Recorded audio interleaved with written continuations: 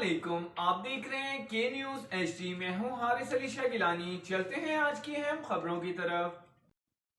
Shahdadpur public health workers Shahdadpur press club के सामने तनख्वाह न मिलने पर एहतजाज। मजीद जानते हैं हमारे नुमाइंदे उमर वकास हैदरी से। जी वकास, बताइएगा। जी बिस्मिल्लाहिर्रहमानिर्रहीम। आप देख रहे हैं के न्यूज़ HD।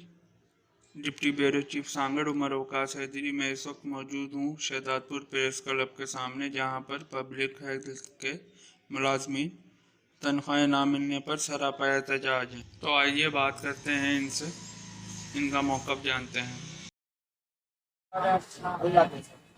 आपका क्या मसला है? सर आप 2018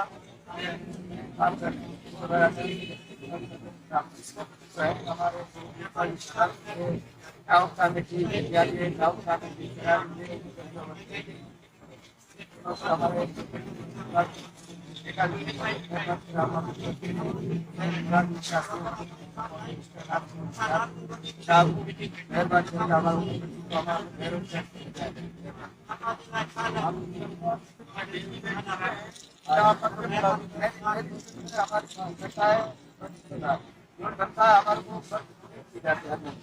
वो